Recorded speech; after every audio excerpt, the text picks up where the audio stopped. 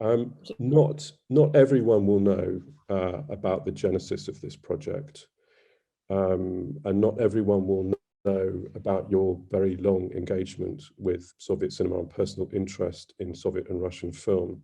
So my first question to you was, how did this project come into being?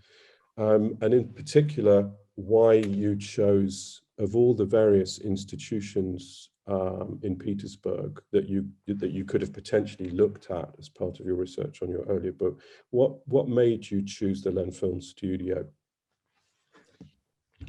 I mean, it's a good question. I think it was a combination of two things. One of which was, as I knew the archives in Petersburg pretty well by that stage, thinking it would be actually quite good to capitalize on that and do something where I would be able to sort of work in archives that I already knew, because I think anybody who's worked in post-Soviet archives, wherever they are, will know that there's a sort of process of being sort of thrown into cold water at the deep end when you first arrive. And, you know, you have to kind of, I mean, it's not that people are necessarily rude. I mean, these days they're often quite polite, but they can be sort of not necessarily particularly helpful when you first arrive. You know, they don't know what kind of quantity you are. They're certainly not going to necessarily put themselves out.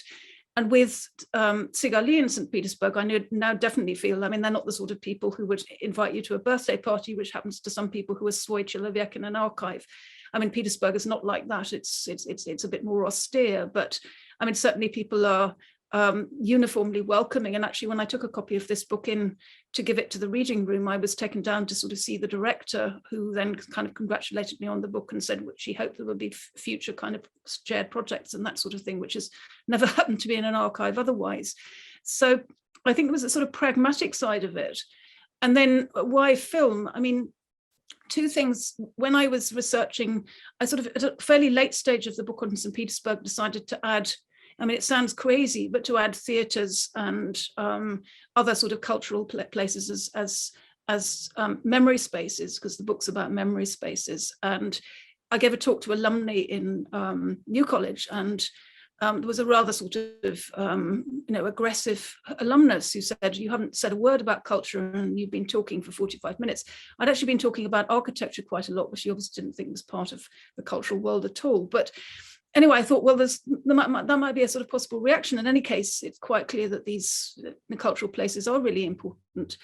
And then Maria Karolkova, she was then Maria Pashalok, was a graduate student of mine, and she sort of mentioned this book to me, Petersburg как кино, which is done by the Seance Group. And I sort of saw these beautiful photographs, sort of stills, or actually, I think they're images from the films rather than stills, and sort of thought, well, I really have to watch some of these films. So I started off, I think probably the first film that I watched was Melnikov's Mama Vyshla Zamуж, Her Mother's Got Married, which I still think is one of my favorites. Actually, it's an absolutely wonderful film.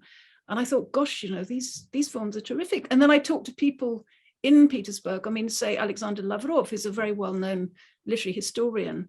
And he just said, oh, you know, you've got to do this project because Lenfilm is so interesting. And I discovered there was a lot of local interest in this. And also, by that stage, we talked to Sakurov for the Petersburg book. And so I'd actually been to Lenfilm, and I'd seen this extraordinary kind of collapsing mass of kind of back rooms beyond the sort of attractive facade. And it sort of seemed fascinating, the sort of rabbit warren place. So the actual spatial characteristics of it were important also. So a number of things came together. And then having thought about this, I also decided that actually looking at an individual studio is quite a good way of approaching late Soviet film, because it allows you to do a sort of slice right the way through the documentation that goes around producing a film, and to get beyond what often is used as the sort of background documentation, which is basically the stuff that kind of came through the studio artistic councils and probably the file from Goskino, if we're talking about this period, 1963 onwards. So that's sort of the Sinan ideal, so the sort of, you know, the literally the scenario file, but it's basically the file on the film. At this period, I mean, they're actually less full in the 1930s, 1940s. They tend to be more literary discussion of the script, but by the 1960s, 1970s, they usually include discussion of the film at later stages, sort of material right up to the sort of finished thing. And I mean, it was a major discovery, actually, to realize I'd been putting off going to the party archive because I thought, God, this is going to be the bit that I have to do. I'd done some work in the party archive before and it had been spectacularly dull. I mean, it had been all these sort of conferences about, the duty of Soviet writers to express the kind of tenets of the latest party congress. And I sort of thought, and then I discovered that Lenfilm archive is not like that. It's a lot of actually working discussions about the films, often quite lively. And then alongside that, I mean, the sort of discussions of the films are more ideologized, but a lot of discussions where people get up from the film processing workshop and say, well, it's about those canisters we've just had because they don't work. Or, they were drunk again in the film processing workshop last night and it's disgusting because that's the 4th time that's happened this year and it's, dragging the whole plant down. So I sort of spent, actually quite a fascinating time reading thousands of listés of this stuff. And so I suppose that's a kind of answer to begin with, because it takes us in different directions we can maybe discuss later on. Yes, thank you. Yes, that probably does take us in different directions. I'm going to hand over to Rachel now. Could I ask, I mean, in a way, this is a sort of side issue question. It's not explicitly related to the book, although it may have sort of relevance for, again, why you decided to write on cinema. Because in the introduction to the book, you talk very interestingly, I think, about your personal enthusiasm for Soviet cinema, and in particular about how cinema provided salvation for you. And that's the word you use. You say it was salvation while you were in Voronezh in the early 1980s. So I just wonder if you could say a little bit about your experience of watching films while you were there in the early 80s and, any other trips at the time, and just how that experience of engaging with cinema as an audience member maybe fed into the book as well. Yeah, just one thing briefly, because the other thing I say in the introduction, which actually was quite important for me, is that my parents were both professional musicians, and I felt with Lenfilm I was actually back in home territory in many ways, that I kind of understood the way these people's minds worked, and they were in many cases like my parents' friends. I mean, my parents had friends who did things like stood on their heads in small towns during tours of the Western Isles in Scotland to the kind of electrification of everyone around them, or shouted, I mean, forgive me for being so blunt, fuck the Queen out of the car windows as they drove through a major garrison town. So I sort of felt that at home in that respect also. But I mean, in terms of watching films, I think it's true that if you got from London, London wasn't the sort of lively place that it is now back in the 1970s, but even so, it was very different from a Soviet provincial town. And it was good that Voronezh tried to do things like have a symphony orchestra, have an opera and ballet theatre. But to be honest, the standard wasn't very good. It's a sort of myth that the ballet was always wonderful in the Soviet Union. It certainly was in Moscow, Leningrad, Perm, which had this wonderful tradition, which was kind of laid down by evacuee Leningraders, but it really wasn't in some provincial towns. And so it's partly that. And it was also discovering that, I mean, it was the ritual partly of going to the cinema as well, about how it was involved kind of eating ice cream out of chrome dishes. And, it was just generally an evening out. And I also very rapidly realized that it went right the way through the social spectrum in the Soviet Union, which was certainly not true about other art forms. And so I would sometimes go to Indian films with people off the Rab Fak, so the sort of the people who'd been factory workers, they'd been drafted in to do a university degree. And there were a lot of those in the hostel in Voronezh. They were one sort of group of students that we met, which would not have happened in Moscow and Leningrad, and that was really interesting. So it was partly that, and then I mean, of what I saw, I mean, I can remember watching Tarkovsky definitely, and then at a slightly later stage, there was tremendous impression from my friend Ivan Lapshin when I saw that in 1985. And it's interesting also that German, as an example of one of the many things that German said, which were obviously personally accurate in terms of his subjective interpretation of circumstances, but objectively definitely not so. He sort of said, well, nobody had seen that film till it arrived on television. Well, I saw it in the packed cinema in Leningrad. It was actually on show in 1985. And I just remember everybody was talking about this film and talking about whether it was a whitewash of the terror or not. My next project, which I'll sort of talk a bit about at the end, is going to be on history and film. And so that film is also important from that point of view. But in this book, I've talked about it more. I've called the chapter rather huliganskaya nazvание, if you like, it's say in Russian, or provocative. I've called it historia, because I think that there's ways in which German very strongly identifies, I mean, he often chose texts which were written by his father, and there's a kind of question of really trying to get upsides with that later generation, the earlier generation, I'm sorry, as well. So there was a kind of number of things, I think, that it's partly a refuge because it was a refuge from, quite honestly, a fairly boring existence otherwise, but it was also that once I'd started going to the cinema, and I continued, I mean, I went to the rerun cinema in Moscow, so there's Kinoteatr Повторного фильма, which was on Gertzner. So I remember seeing for the second time Andrei Rublev there, for example, and I saw Piat Вечеров there.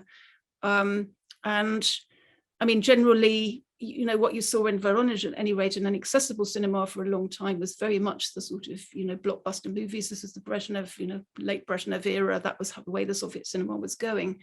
But you could see sort of more challenging films in cinema clubs, including in the factories in Voronezh, for example. And I mean, it was the engineers, I think, who went to these. I mean, certainly like that in Leningrad at the sort of Shevsky Zavod, so the sort of, you know, patron, literally, but sort of partner enterprise was the Izhevsky defense factory. And, you know, it's pretty clear that it was the engineers at the factory who would go along and sort of see the latest Lenfilm releases. But anyway, so that was the sort of general profile. Thanks, that's really great. Phil? By comparison, can I ask you a relatively boring question, which is about the research process itself? I was particularly interested in the comments that you make in the early parts of the book, well, actually in the very first chapter, about the sheer volume of archival materials relating to the Lenfilm studio, because it's not only about the studio, it's also about the party supervision of it. And you mentioned quite explicitly that that this is quite a logistical challenge for a lone researcher, for a single researcher. I wondered whether you could say a little bit more about how you managed to deal with that logistical challenge, and in particular, whether there were people within the archive itself who were able to direct you to the material that they thought might be most interesting to you, or whether you basically had to wade through the whole lot and pick out what you then thought might be useful to you.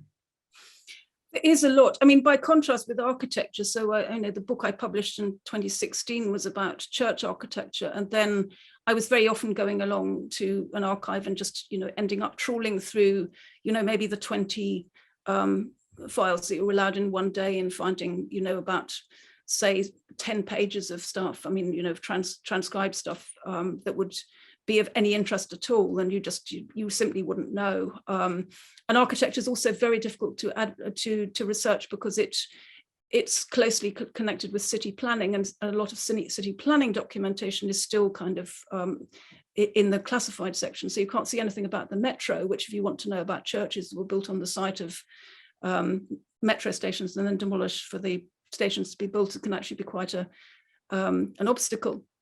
But with film, it's very much the other way around. I mean, the stuff on Lenfilm is concentrated in just 3 places. So it's the studio itself, which doesn't really have that much. I mean, occasionally you get something like a synopsis, or, you know, something has been left in. I mean, there'll be a cast list or something like that, which is left in a file, which is largely of photographs. And then otherwise they have flyers and posters, which are attractive, but were difficult to work with in the sort of situation that I had of abundance of material. I mean, I think you could do an album just on film posters. I mean, that'd be amazing. Or we could look at the advertising of films and why it works so badly, which I think it was largely thought to do.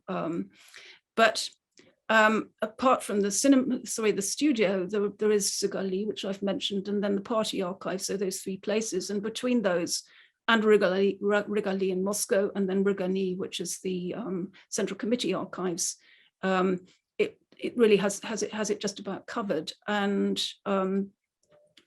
the Regani, actually, as far as I could find out, this sort of central committee didn't really discuss cinema all that often. I mean, certainly not in a minuted form. They were more interested in what came out of Moscow, because Moscow films weren't put through the local party, they were put through the central committee. So it was kind of the equivalent of the obkom in St. Petersburg, or Leningrad rather. And the difficulty with the party archive is that a lot of material is still classified from there, so that a lot of the sort of, meetings of the obkom, the plenary sessions of the obkom are just not available. I mean, not because they've necessarily got anything particularly sort of risky in it or interesting or anything like that, but just because they haven't got round to it. And so I was lucky I found a discussion in 1975, because there'd obviously been some other reason why those files had been declassified already, and that's an important discussion. But I mean, one of the things that emerges is that these, I mean, say, the stories we've had, Galapskoy, for example, that the obkom regularly sort of went through with a tooth comb absolutely everything that came out of Lenfilm. That is not right. I mean, it just, they had a process of seeing the material through the Gorkom, actually. A lot of that wasn't recorded. It was sort of done on a, film comes in, somebody rings up and sort of says, sort of, I mean, there's a sort of, working relationship that goes on here. So it wasn't until something went really badly wrong with Victor Krokhin's second attempt, so Vtoraya Popytka Viktora Krokhina, that Romanov stepped in and said, how the hell did this film get through? And then they explained the entire process of how they normally classify the film, which is really interesting. And then if it was a sort of obviously sensitive subject, I mean, we could all guess that it would be the life of Lenin, but I mean, anything about the revolution, but also things like, films about factories or agriculture, because then there were people in the local city and regional committees who were kind of concerned that they might look bad. And there's also a wonderful narcissistic explosion of a local party official sort of saying, I don't like this portrait of this party official. I've never met a party official like this. I don't know how you got this idea. So there was also that. I mean, they are worried about the treatment. It's what makes Prashul Slova, I mean, the Planfilov's wonderful film, what it makes that really interesting, because they loved that. They thought that was a really wonderful portrait of a party official, which kind of calls into question, again, interpretations of this film in the post-Soviet period as being somehow extremely subversive and about undermining the party system. And if it was like that, then it's obviously complicated, sort of a cross-interpretational case. So, and the answer is, though, that, I mean, I really didn't get a lot of help. I mean, I obviously knew about some of the documentation. I'm not saying that the only person ever worked on archives in the Leningrad films. I mean, Peter Bagrov is one example of somebody who's worked extensively with this. But as I say, on the whole, people have stuck to talking about the production history in terms of the editorial, and have talked much less about the I mean, I think one really interesting source for film is the производственный отчет. So it's sort of, when they say, how many meters of film they used for this, how it was held up for 36 days because it had run into problems with the local party, which may not be fixed anywhere else, about how this particular actor was drunk on set who had to be replaced. I mean, all that sort of thing is there in the производственный отчет as well. And I mean, those are,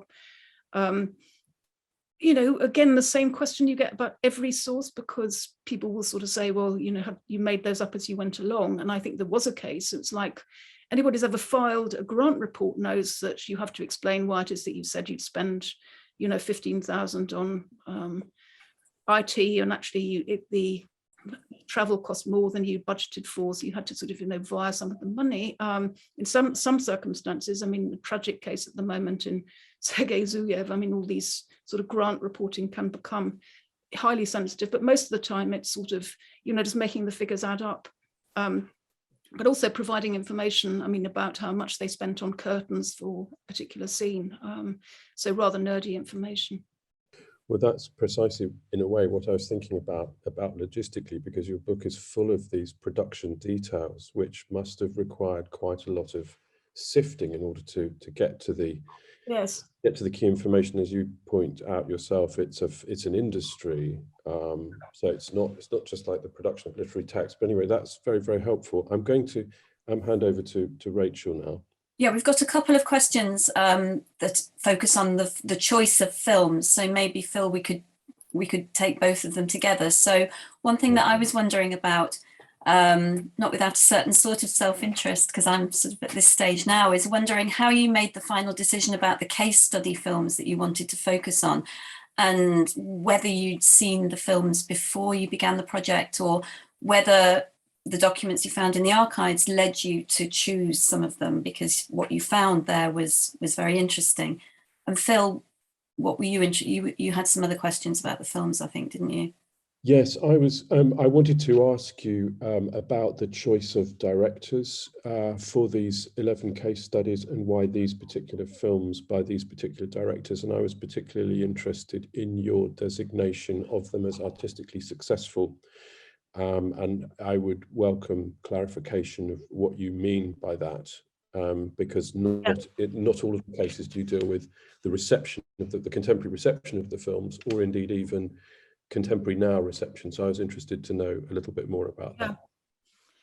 I mean, I'd watched quite a lot before I started writing, certainly. And I mean, I started work on this book kind of, looking back at my notes, I mean, sort of 2013, 2014. So I did my first work in Sigali in 2014. And I'd already seen quite a number of films by then. And I think what happened, it was a double process. I mean, as I say, I watched Mama's Vyšla Sun, which is an early stage, and I love that film. And then I also watched Dinara Sanova's Ni balit galava u djetya, which I think is another wonderful film. And then I also kind of then watched other films by the same directors, and was kind of surprised that the style seemed different. And then I sort of hit me on the head, which probably should have happened earlier than it did, but still at a pretty early stage, that it was actually the cameraman, the camera operator that they shared, so that it was Dmitry Dalinin who was the operator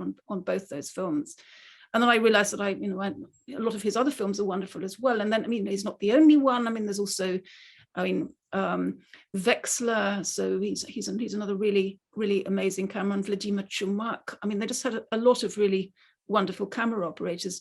And if I say cameramen, I mean, I say it advisedly, because I don't think they had a single female camera operator in kind of all the Soviet period. I mean, certainly the Soviet period that I'm dealing with. And it's really interesting why that happened. I think it was a kind of combination of Zemlyachestvo, that when people were sort of sent to the studio, they very often had Leningrad connections. I mean, amongst technical personnel anyway. I mean, if you were a director, you might be sent there if you were super talented, as happened with Asanova, who was originally from Kyrgyzstan, of course, although she had good connections by that stage in the Moscow intelligentsia. So it was kind of, I suppose, really kind of thinking about a project. I definitely wanted to write about a certain number of films, but I didn't really have an idea. I was thinking more of a general studio history. Then the other thing that happened was, and I watched Svadba v Manilovke, which is a hugely popular film. I absolutely hated it. I thought it was ghastly. It was this entertainment movie, and I just couldn't wait to get to the end of it. And I was kind of, wanting to look at my mailbox, which seldom happens. I mean, I find it far more rewarding to watch Kira Muratova than I did to watch Svadba v Manilovke. And actually, I hate Moskva Slezan ne verit as well. I mean, it's not the kind of a blanket sort of denial of anything about popular films, but there's sort of, there's big budget, big audience viewing films are just not my cup of tea at all. And so I thought, I can't write a general studio history, because, Человек Amphibia, I quite like that. I mean, that's kind of kitschy and campy enough to be fine. But I mean, there's been a lot written about that relative to its importance. People in the studio didn't like it. And then I was kind of realizing that people in the studio didn't like these popular films either. They thought they were they think they were kitschy. They thought they were badly made technically. I mean, people in the makeup department were saying, oh, Svadba v Manilovke, you can just see how awful their makeup is, because people weren't used to color film at that stage. And so I thought, well, actually I wanted to concentrate on things that people in the studio liked. And so I got onto Chronika Pikeryrosha Bambirovshika, so the sort of chronicle of a dive bomber, because people in the makeup department had actually worked on that shoot, and they said this is an absolutely terrific film. So I hadn't actually seen it before that.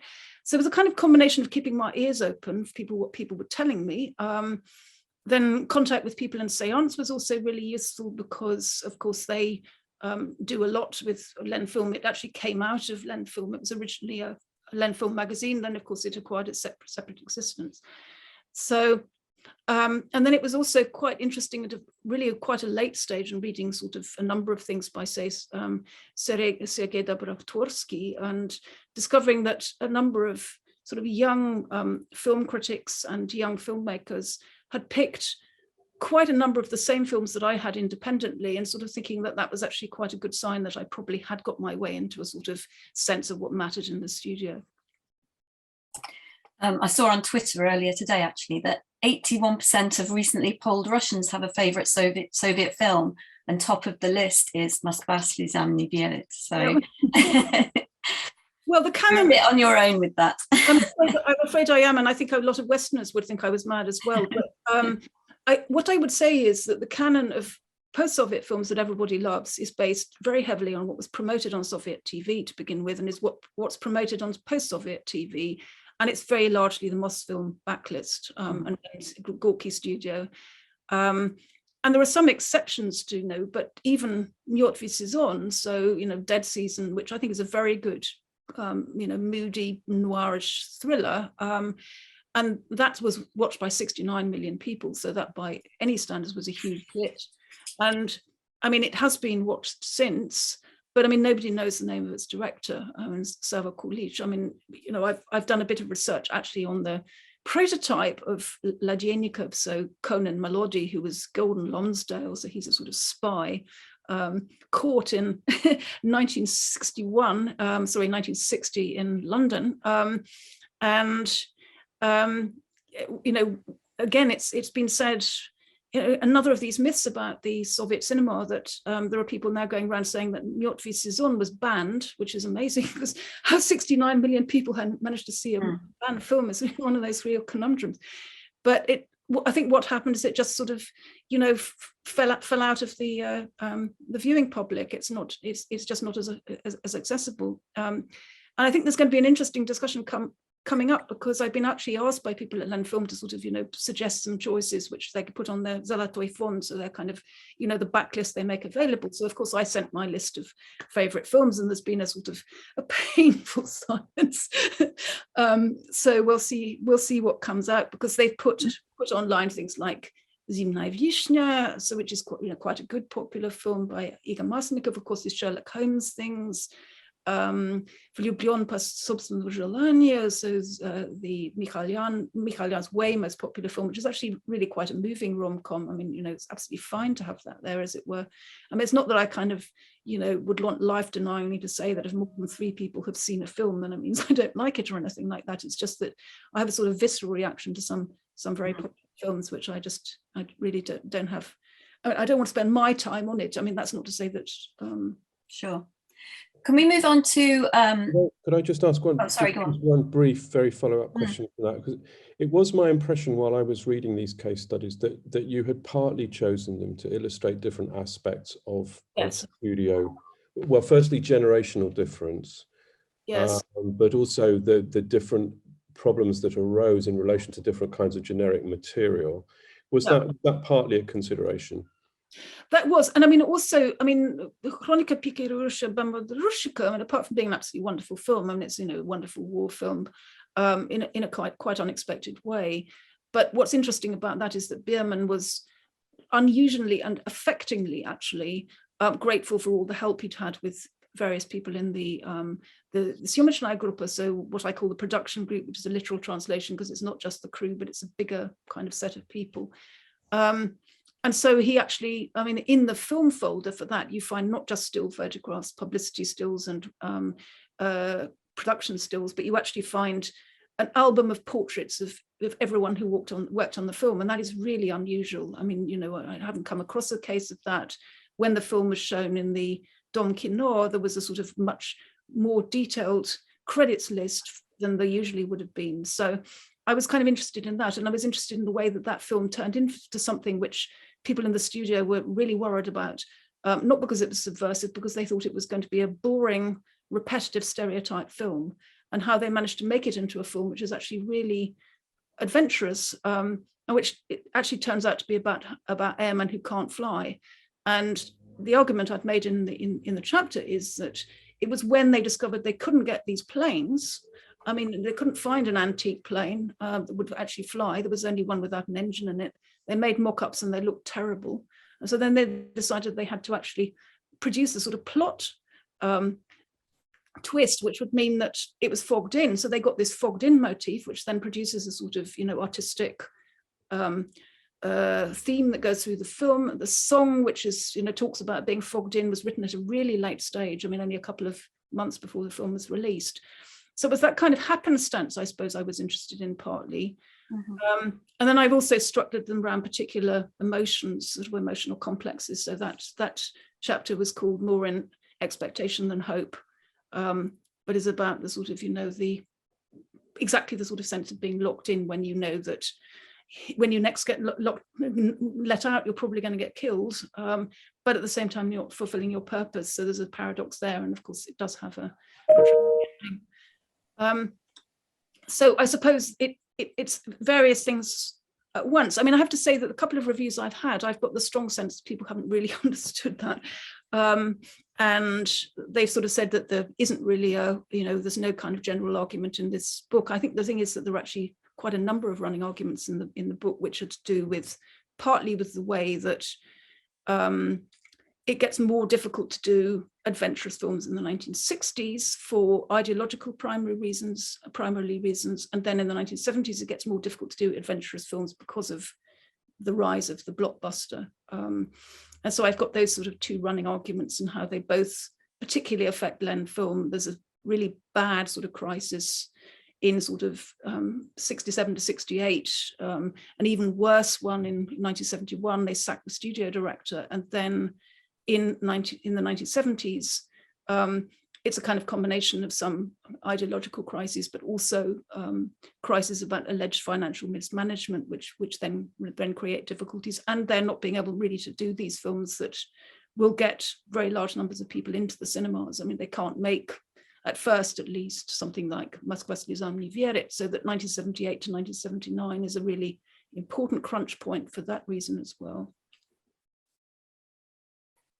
I'm going to ask you a question that is a very, very big question.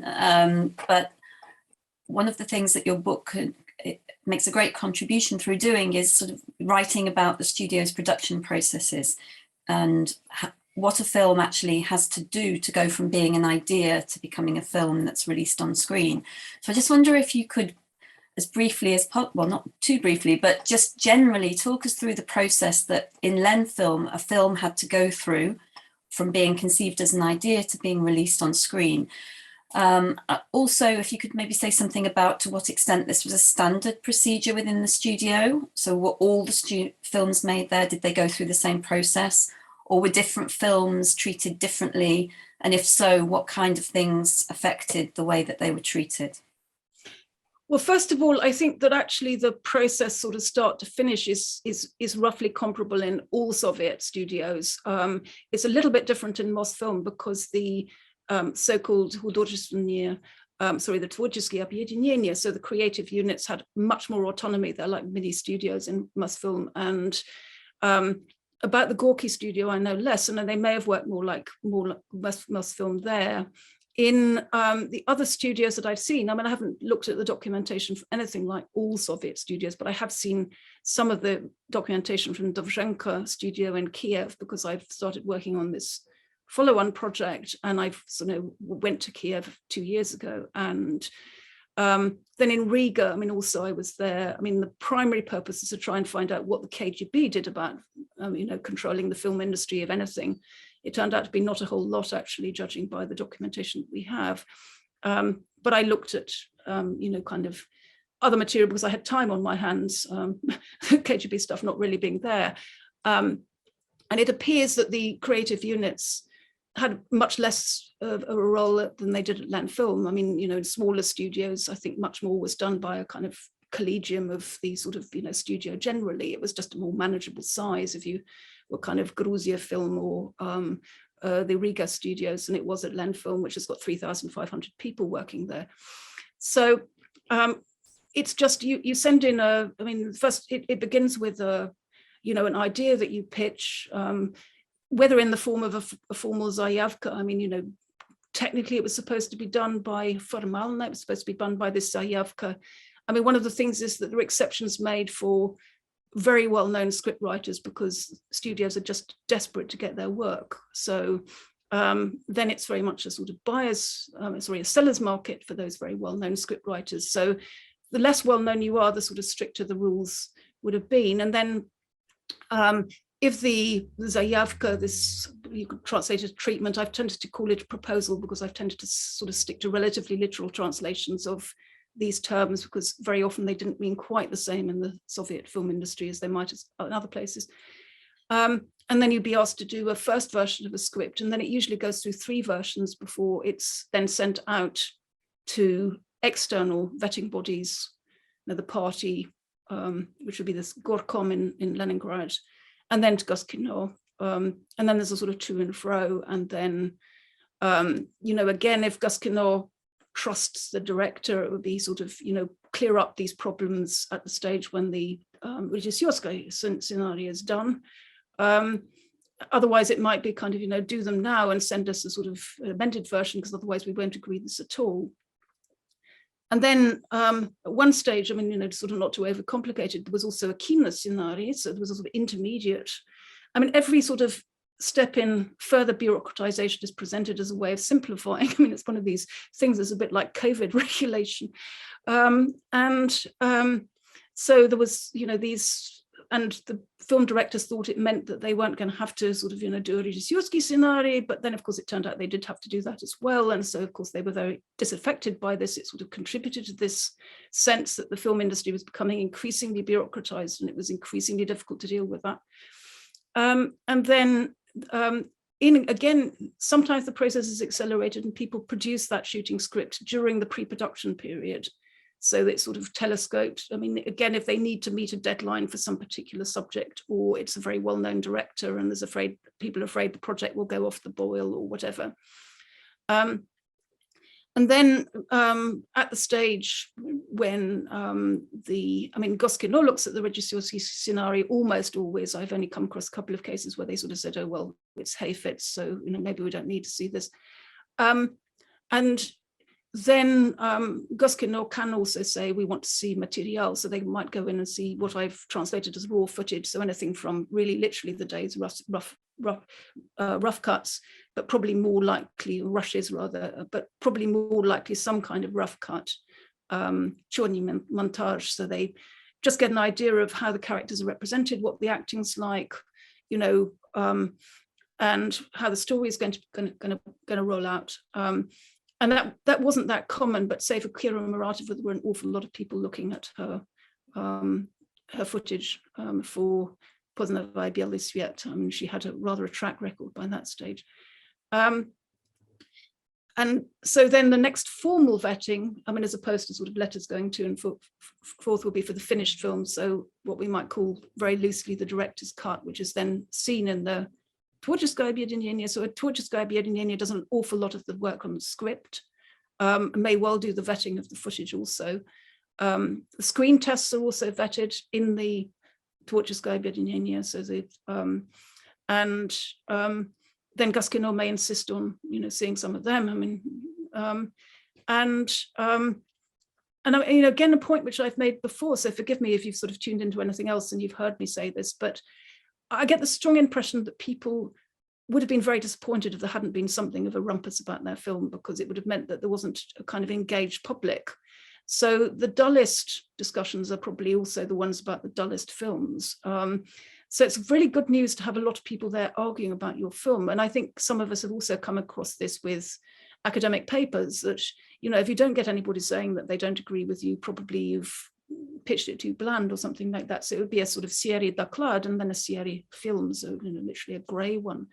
And then the party, I mean, it vets the city committee will vet the script, and then the final film, and then if it's considered especially sensitive, the regional committee will come in at the end and insist on a full viewing at Smolny. And I mean, there are various descriptions on file of this, including one which is very close to the events described from the 1960s. And then there's another one in Vitaly Aksionov's memoirs, so the sort of a former director of Lenfilm, and they are very closely similar. It was just really pretty horrible experience because all these party bigwigs who would just sort of sit there in total silence and then sort of say, you know, где вы раскопали такую учительницу? I mean, you know, it's kind of at a level usually of just simply representational. As I said, you know, narcissistic comments about party officials are really not like this. So really not a qualified discussion by the sound of it. They weren't minuted, but from, you know, what filters back. Whereas in the studio, what you're talking about is people who, you know, like film, are interested in it. Sometimes their comments may be off beam. Sometimes they're kind of, you know, people in their sort of about my age kind of saying, oh, but it wasn't like that back in the 1940s, and, you know, boring the pants off younger directors. And I mean, but, you know, some of the time it's really about, I mean, it can be quite technical. It can be, I think you should reshoot that scene because the lighting doesn't work, or the camera's from the wrong side, or you need I don't think I've ever seen something saying you've got the wrong size of lens, but anyway, relatively technical comments. I mean, sometimes it would just be very perfunctory, sort of saying, you know, masterstvo apparater or something like that. So the sort of, you know, the technical skill of the camera operator, or there's wonderful music which, you know, reflects the emotions. Sometimes it would be more engaged at that level as well. And actually in the 70s, they tried to get more specialists of the people such as camera operators involved in discussing films. So you then do get sort of more of a technical discussion. So, you know, in many ways, things get more depressing, if you like, for the film industry in the 70s, but not in every way. And there's more attention, actually more time given to the technical side, I think possibly because it's less ideologically exceptional, I don't know, but also because of, you know, a real sense that there's a sort of challenge of TV, I mean, a challenge of Western cinema, you know, the Kodak challenge, and, you know, the Soviet film industry has to sort of offer some sort of comeback about that. I'll jump in with a question then about that, because in this period there was an emphasis on making films that would be popular with viewers, and films that people wanted to go and see, in part to compete with TV. And art house cinema often doesn't fare very well by such criteria. So how did the studio cope with this requirement? Was it an issue that was discussed a lot? And if did you get any sense of how films were affected by this requirement? What sort of changes were required? I mean, one of the arguments I've made, and I think this is, you know, it is relatively new, because so much of the discussion of Soviet TV has focused on entertainment content, which is wonderful. I mean, you know, there's Christine Evans's book, which is very, very, very good. And I mean, of course, what Kristin Rothay has done, which is also excellent. I mean, these really, you know, top quality books, which are on kind of the entertainment challenge. And my sense is that there was also what was seen as a quality TV niche for films. And actually what a studio like Lenfilm did was to sort of start producing BBC style content. So round about the time of the Forsyte Saga, they start sort of thinking about, you know, more sort of adaptations of classic Russian literature for TV, and it gets easier to produce them. So, I mean, anybody who's actually interested in that side, I mean, I do really recommend Vitaly Melnikov's memoirs, because he was head of the TV unit, and seems to have an excellent recall. You know, he talks about how they would just go to the talk to the people in Ekran, and it would actually be a totally different experience from Goskino, because people in Ekran would be really interested, and they would kind of actually encourage them, and they would sort of say, you know, an adaptation of Dostoevsky, why not? I mean, I'm not sure how much actually got to the screen by Dostoevsky, but certainly an awful lot of directors rather, were working, well, writers also, but directors were kind of keen to transfer to TV. So people like Ilya Averbach, because it was just easier to get something shown. And as it says in the studio discussions, you get paid more for TV, it takes less trouble to make a film, and it's not censored to the same extent, so why wouldn't you swap to TV?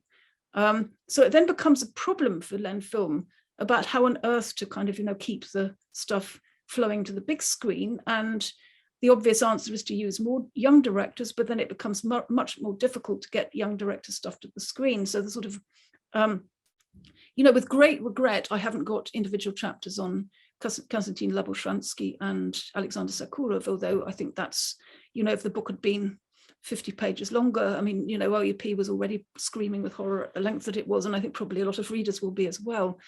But, they come in and, I mean, they are very much seen as the hope of the future. And then, of course, very, very difficult. I mean, Labochansky's Solo gets made and released, but then Pismo Mrtwego Человека is really quite difficult, although that's made significantly later. And Sokurov really pretty well can't put anything in the cinema. I mean, these are the people who've got really, really big difficulties in getting stuff screened. So I sort of, I mean, I limited it. I mean, the last film that I look at is My Friend Ivan Lapshin, so it takes you to 1984. And then I think sort of things, there's a real change, obviously, with the 5th Congress of the Filmmakers Union. So, basically just throwing out every form of sort of vetting procedure. So it sort of seems to make some kind of sense in terms of periodization to run it that far. Could I, I'm conscious that time is progressing and you're probably getting quite tired. So although there are various questions that we still have, I'm going to just pick out one for me, and then Rachel, perhaps you want to pick out one too. My main question would be about the identity of Lenfilm as a distinctive kind of artistic product. It seems to be implied, certainly by what other people have written, but also what you write in your fourth introductory chapter, as it were, that there is a specific aesthetic attached to the studio. Yeah. So my question is as follows. If Lenfilm is distinctive, then where does its distinctiveness lie? And I ask this question because some of the directors that you study in your case studies are not born or grow up in Leningrad. They they come from outside Panfilov, Muratova, Asanova, and so on and so forth. So the question is, what, having managed to get them to work at Lenfilm, albeit Muratova relatively briefly, what is it that makes them Lenfilmovцы, as it were, as opposed to anything that's distinctive from what might potentially have emerged from Mosfilm or the Odessa Film Studio, et cetera, et cetera? Yeah, I mean, it's partly a question of overall profile, so that, I mean, Lenfilm took very great pride in artistic quality. And I mean, certainly they would have hated to be compared with Odessa. I mean, that was beyond the pale as far as they were concerned. And I mean, with Grigory Kozintsev, I mean, there's a sort of, wonderful anecdote which comes from Mikhail Melach, who was a friend of his son, so he met Kozintsev. Kozintsev comes back from Berlin in unusually raised spirits, and then, his comment is, at last I've seen a film studio which is worse than Mosfilm. So, I mean, I think there is a sort of very strong enmity towards the Moscow ethos and a sort of sense that they want to do something different. So it's partly defensive. Yes, I mean, I've sort of, I'm very aware that the Soviet film industry was a national industry. I mean, in some respects, even an international industry, because of course, Muratova, I mean, one piece of nerdy research that I was quite proud of was finding that Muratova was never a Soviet citizen, because I could find on her a contract which she signed in the studio that she had a Romanian passport, so, therefore you do have people from socialist countries. And you have socialists who were born outside Russia. I mean, people like Herbert Rappaport, for example, who was actually Viennese, working at the studio. I think NA was Hungarian, I can't remember. So there is a sort of socialist international as well. And I mean, there's definitely a socialist film world. I mean, there's absolutely no doubt about it. And I mean, therefore for people at Lenfilm, Polish films are hugely important. I think probably the most important films from the socialist world. So I think it's partly a question of, as much as anything else, the sort of, the editors weren't all from Leningrad either, but there was definitely a sort of strong Leningrad editorial tradition. So they all kind of looked up to Adrian Pietrovsky, who had been this sort of, the artistic director in the 1930s, and he was sort of felt to be the model of how an editor should work, and somebody who worked collaboratively with the film artists, for example. So it's partly to do with that. It's partly to do with, I think, a sort of sense of culture générale, that, I mean, in other words, that, this is a place which is very aware as a city of its kind of relationship with the 19th century culture and the early 20th century culture. I mean, there are various things one could say. The results are that, I mean, the avant-garde is not really all that important. I mean, less so than in some, I mean, I think the exceptional film there would be Pier Verrassiani, so, difficult to translate, The Pathfinders of Pier Verrassi, which really is an avant-garde film in many ways. But it's more to do with, what I've called a late modernist ethos, so something which is about small budget, constraints, I mean, deliberate self-imposed constraints. So I've tried to sort of, link it with some of the things that practitioners of the Nouveau Roman said about themselves. Also, I mean, they talked a lot about realism. I think, realism at one level or another is important. And I mean, it is to Muratova as well. I mean, it's just that the view of reality might be different, but there is a sort of strong sense that there is a, visible, tangible, material world out there. So, one interesting side effect of that is that they didn't do very much in the science fictional line. They kept being told they ought to do more because the audience liked it, but it's sort of clear. I mean, when they do it, it's very often jokey. So, Человек Амфибия would be an example of that. So I think, contemporary films, but also films about history, which are done in really quite interesting ways. I mean, sort of with a very strong sense of making the historical world alien is something else that they do. And I mean, there is a group of critics, I mean, the original seance people who talked a lot about Leningradskaya Shkola, which I think is probably an exaggeration, but I mean, there was certainly a corporate ethos in the studio, extensively discussed. And they would pay ritual obeisance to Chapayev and sort of say, oh, we're never going to make another film like that. But, I don't think for the younger film directors, even wanting to make a film like Chapayev was very important. I mean, conceivably it was for Panfilov when he made Wagner Brodenjet, I don't know, but for most people who've got different ambitions, they've actually moved on, and actually the film industry is very much about doing something new. So, which has interesting effects, because one thing again I've mentioned in the chapter on aesthetics is that actually sort of self-citation is not taken with much approval in the Soviet film industry generally. I think it's considered epigonstvo, so what you would sort of think of the meat and drink actually of modern cinema is something that people are doing. Such as Muratova, very much, it's an individual line rather than something which is sort of a general practice. Okay, thank you. That's great, Rachel. I think we'll move to the questions in the chat now. We've got one from Ian Christie. Ian, do you want to ask it yourself, or shall I read it out? I don't mind either way. Sorry, I had my microphone off. That's not to interfere. Well, I should just say I found the book absolutely fascinating. I was able to see it quite early on, and I'm very grateful to Catriona for letting me. I'm sort of going back to something you've touched on already, and this is more sort of what lies outside the book, which is tremendously informative about its period and really absolutely wonderful. I just wondered about this kind of link, this long-lasting sense of, it's not inferiority, it's kind of, it's about the Leningrad-Moscow relationship. What I picked up from several people that I have known, was a sort of a strange mixture of feeling hard done by the Leningraders. I remember Trauberg saying that when they brought their films to Moscow to be viewed by Goskino, they had this sort of sense of, that they were going to get it in the neck. And Yudkevich actually said something about that too.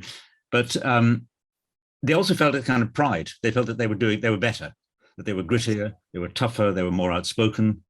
And it was this kind of mixture. I just wonder if you've got anything to add from your immersion in the archives on that theme. I think, in later generations, obviously Yudkevich and Trauberg, it's sort of an earlier generation, but it did definitely remain the case. And so, I actually quoted something where, from a Goskino minuted discussion, sort of saying that, this studio keeps on with its very peculiar way of producing films, and we don't really know how to deal with it. I mean, I think if, you know, people at Lenfilm had heard that, they'd been absolutely delighted. I mean, probably not Ilya Kiselyov, who was then the sort of, you know, blustery, but in some ways easily intimidated director. You know, poor man, he'd actually been in a prison camp. I mean, it's no wonder he was kind of a bit more sensitive than some. So he was a victim of the Leningrad affair. And also a former besprizorny. I mean, he'd been in an orphanage as a boy, so kind of been a really quite checkered past. So I think that's absolutely right. And yes, I mean, I think, you know, there is an awful lot in really any kind of arts world. That may be true of the Arts Council, wouldn't it? That, you know, kind of if you're a London person who meets these people at parties, you're quite clearly in a different position from somebody who's got a kind of, you know, a theatre collective, which is in a small provincial town. Or, I mean, a theatre collective in Manchester would be probably a better analogy to Leningrad, which is actually twinned with Manchester, because they were both textile towns primarily. But I think it's in some ways not a bad analogy in other respects. So, and I mean, certainly I remember talking to Yuli Fait, who's, you know, a very good director, worked at Lenfilm, had a terrible time. I know, you know, directors often in retrospect tend to sort of slightly inflate the kind of problems that they had because it's, you know, become a post-Soviet form of legitimation. But I mean, Yuli kind of, you know, sort of says, well, I mean, it happened, I can't do anything about it. But I mean, I remember sort of saying, you know, was it tough for the people at Lenfilm? Нет, они все гиковцы, они все свои, so that they were all from Geek, so you knew them from Geek. But he's a Muscovite, I mean, you know, kind of born and bred, and, you know, his father was a famous film actor, so I think he had kind of connections, which didn't sort of stop him from being unemployed for years, and then only being re-employed as a children's filmmaker. But you know, nevertheless, you know, he didn't actually have to go and work in an office or anything like that.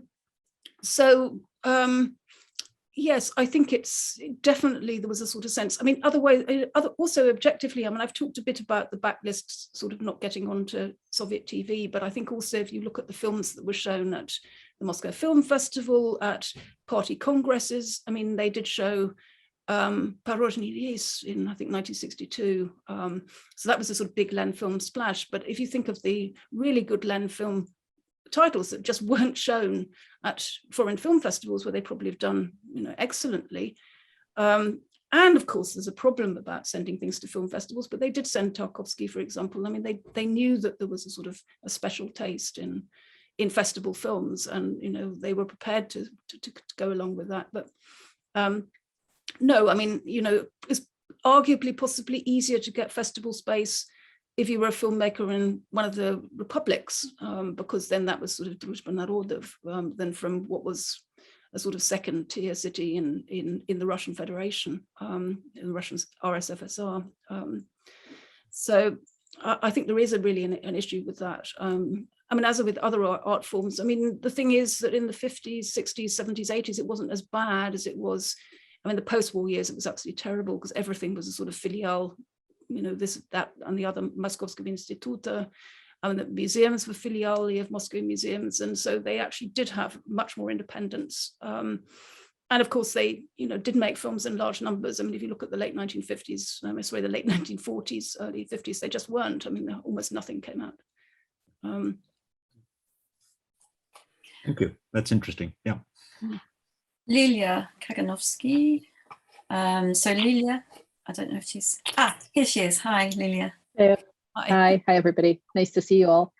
Thanks, Catriona. That was really. I love the book, and I'm also happy to hear you talk about it and all the details. You've also given me something to investigate, which is, you know, saying that there are no women, no camera women in Lenfilm for at least for the period that you talked about. Since I know the ones from Moscow, I'm gonna, you know, I'm going after this. I want to know. There's usually somebody in there, right? There's usually like at least one, right. Yes. Who sneaks in. You're Lilia. You know, I might well be wrong. You're kind of immediately find all these ones that, but I mean, you know, it could be something like assistent operator. That would probably, when I say there aren't any, what I mean is that the level of первый operator, yes, so the director of photography. Yeah, absolutely. No, I completely agree. But it's just you've given me a task, so I'm excited. And I was also interested, like, again, the history that you tell of Lenfilm is so interesting because in 1935, of course, it gets this big Stalin Prize, right, for producing Chapayev, for producing Khristiani, right? So it has this kind of moment where it's actually, held up as the standard, and then, of course, always occupies, kind of secondary, a little bit second fiddle, but also as always proud of its tradition. Kind of thing. The question that I put in the chat about censorship, what I was curious about is, you've just outlined all the process of how a film gets made, right, and all the different committees and all the different things that are involved. And what I've been curious about is this idea, like, are we still calling it censorship, or can we call that censorship, or is it a different process? I mean, given that you've done all that similar work on literature, for instance, right, in the way that books get, like, is the process for cinema, do you feel, different from what we see for books and other things getting approved, or in other words, that is that term applicable, or do we want to use something else? I mean, you didn't use it, so that was me introducing it. Yeah. No, I mean, in fact, I wrote an article for Slavonic and East European Review, which is precisely about how I think the term censorship should be kind of retired when we talk about the film industry, because it's sort of heavily inflected with the literary world. And there are very different conditions because writers are freelancers. They produce work kind of, as it were, outside the publishing house. I mean, there may be some negotiation before that, but the model is of the solitary writer producing a book. I mean, obviously there's a planned environment there, so there may be a sort of sense of conjunctura. In fact, there definitely was such a thing, but nevertheless, the main engagement with the editor will be when the manuscript is at a relatively late stage, and then the editor will come in. And with the censorship body as such, I mean, I was able to find some material in Latvia, and were just these sort of reports from the censor sort of saying, there was, stolka mishetes, so literally interventions. And we have 68 interventions, and there were 2 interventions that were not justified. And they just tabulated. And I mean, as Samantha Sherry, who's done really interesting work on literary censorship, has also worked out that they used kind of basically codes a lot of the time. So they would actually be going through the manuscript and sort of, checking, cross-checking with the code. And it really doesn't seem to have worked like that with the film industry. And so with Gus Kinnour, with the Scripts and Editorial College, they didn't minute the work a lot of the time. And then I was able to find a run of minutes from the early 70s because Dal Orlov came in as a new kind of chief editor. And he obviously said, well, I think we should have a bit more process in this. And so there's a sort of run of minutes until you have Eleonora Barabash, who's a senior editor, saying, I think these meetings are a waste of time. I don't think we should have them anymore. And so they don't happen after that.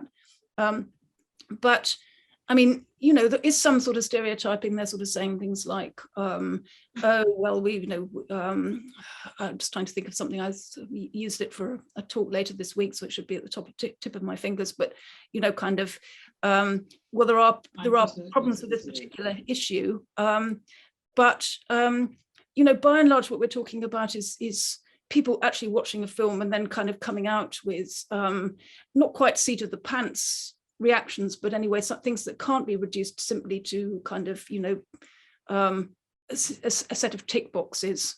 And I think also we got a very different caliber of people. I mean, that's another point that I've made, that, Irina Kokorova, who was the predecessor, Dal Orlov's predecessor, about whose biography I can't really find anything. I mean, the men have had elaborate sort of, they've got Wikipedia entries. She hasn't got a Wikipedia entry, which tells you something. And nor has Eleonora Barabash, who's, as I say, was a really important person in all of this. Andrei Konchalovsky's got a story about, sitting down with Kokorova after he'd been given hell over Asya Klyachkina, and she sort of said, well, would you like a cup of tea? And then got very apologetic about it and sort of, so there's a sort of binary thing. I mean, she's not a kind of classic Tyotka who works in the censorship and is just, invoking the rules. I mean, these are people who've got some kind of relatively high level cultural training. It may not necessarily be in film, but it could be, I mean, Orlov had, I think, a literature degree from Moscow university, as well as being the USSR-wide triple jump champion, which is not so relevant. But anyway, these are kind of, these are notable people. He'd worked for Iskусство кино, so they're not faceless. I mean, we're dealing with people who's, there's obviously an issue of taste. And there's obviously also an issue of the remit that they have. I mean, they are bureaucrats, they're working to a particular sort of, overall design, but it just isn't the same as is often seen of, cut 2 feet of footage out there. I mean, there are cases of losing 2 meters of footage, obviously how it's measured at the end of the film, but that really doesn't tell you an awful lot about how the film industry works, if you concentrate only on that. So I called it film management control, filtration. I mean, those are the terms that I would use.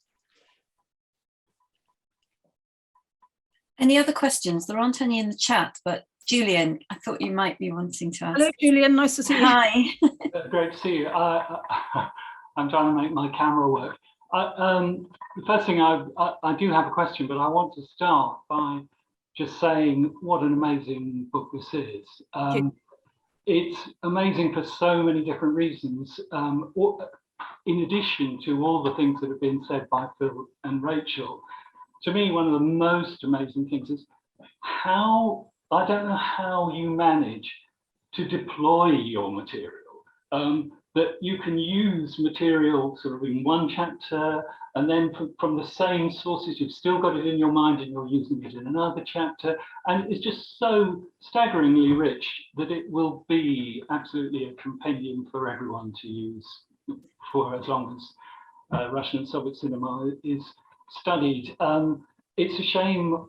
I would have liked to be able to write a review of your book, but obviously for various reasons I can't. So that's the key thing that I want to say. My question is to do with it's to do with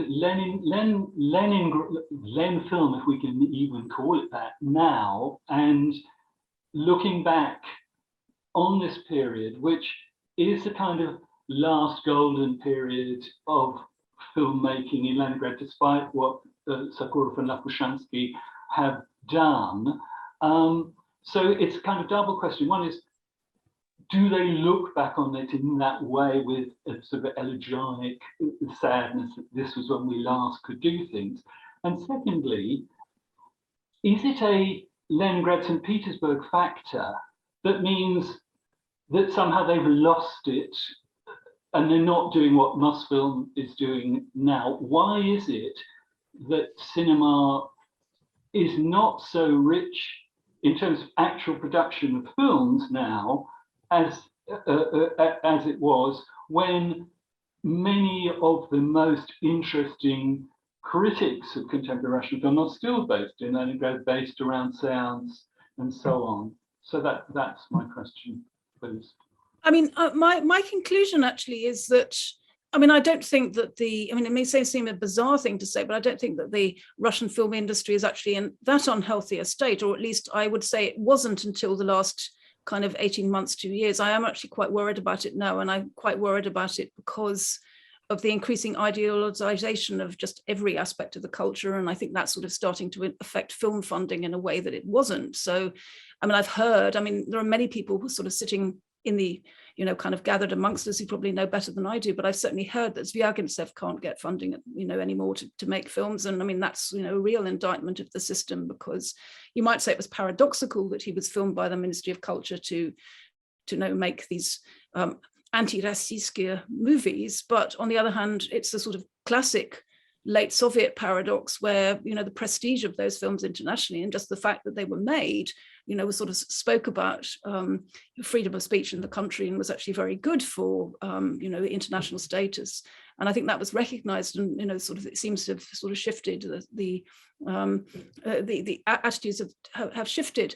But I mean, before that, I would have said that the real problem is distribution. I mean, it's just, if you do ever manage to see a recent Russian film in an actual cinema, you'll probably find that you're amongst about 5 other people who have turned up for the showing. I mean, there were some exceptions. This is in St. Petersburg, by the way. I mean, I'm not saying it necessarily works all over the country. I mean, the only film that sticks in my mind as there definitely being more people there was Geograph Globus Prapil, which, you know, definitely had a kind of a younger audience and more people there. And I mean, you know, Igor Maslennikov, I remember saying that, you know, the trouble is that the, you know, Americans had just kind of moved in and that was the end of it, which is a huge oversimplification. I mean, it is true that the American distributors were, you know, in there immediately after Coca-Cola. I mean, you know, it was, you know, one of the first kind of industries where there was a very large scale foreign presence. And of course, that didn't help the sort of, as it were, blockbuster movies precisely. But I mean, art films are obviously in a different category, and the problem there just really seems to be the lack of venues and the lack of venues that might be appealing to visit. I mean, they've tried very hard with the Aurora Cinema, and they have these vast armchairs which make you feel, if you're there on your own, really very strange, because they're very often, you know, very obviously to kind of curl up with somebody else. And so I think it's, you know, it's just partly not being able to reach a public. I mean, so that, you know, then there's the festival circuit, so the films that are getting made. I mean, Sakurov's actually done very well with his protégés. So, I mean, Kantemir Balagov is obviously the best known example, but others are coming through. So I think that, you know, there is some potential. I mean, the problem has been really deciding what to do with Lenfilm, because I think the idea that it would ever be turned into anything like it ever was is so far remote from any possibility. Because, you know, I don't think any country has got film studios that size anymore, just acres. I mean, I can't remember how many hectares, 16 hectares, I think, of space occupied by these, you know, hangars or whatever else. And what does seem to have happened now is they've got a director at Lenfilm who actually seems to care about it. And so, I mean, this Zolotoy Fond Lenfilmer is his idea. They're actually starting, they've got a terrific bookshop now because they've, you know, partnered with Porядok Slov, and so they've now got this really good film bookshop, which is in the front where they used to have somewhere which sold Lenfilm souvenirs. They seem to do more interesting excursions, which actually go around the sort of, you know, props department, and, you know, people are actually there in the cafe, and so there's a much stronger sense of public engagement than there was. They've got the people at Porядok Slov to do their public engagement program, and that's, you know, it's the younger generation. So I actually feel quite good about the future of the studio, you know, at least for the next 6 months or so, until the next change of sort of, you know, political perspective, I don't know, but it sort of certainly looks better than it did under the previous director, who didn't really seem to kind of, you know, have any artistic vision at all. And they, you know, released a few really terrible films whilst he was in charge. And then was the idea of reviving the Hud Soviet, which just basically meant a viewing with warm champagne afterwards, rather than what had actually happened with Hud Soviet, which was discussing the films, you know, the thing that mattered much more. So I don't know. I mean, you know, as I say, I feel quite worried about the film industry generally now. I mean, I think there is a sort of you know, a sort of shift away from anything adventurous. I mean, a kind of, you know, it was the first time actually with, you know, please don't quote me on this, but with the Zolotaya Arka, when the films came in, and I, you know, didn't really feel all that enthusiastic about the sort of, you know, the larger scale things. I mean, you know, Konchalovsky's Dorogie Tovarishchi is kind of okay, but, you know, it really doesn't warm my blood at all. I mean, it's, you know, it's so much less good than Cold War, which is obviously what inspired it being made in the first place. And,